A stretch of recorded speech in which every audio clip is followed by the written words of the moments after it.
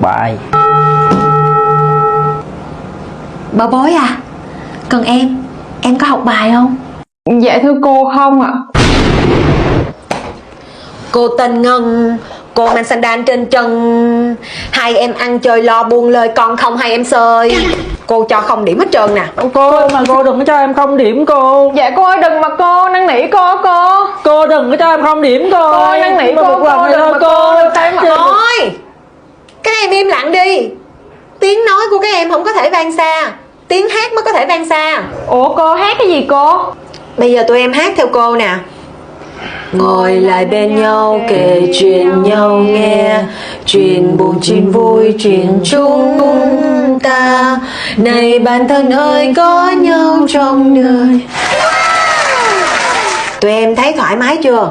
Dạ em thấy thoải mái lắm rồi cô. Rồi hai đứa về viết bản kiểm điểm cho cô.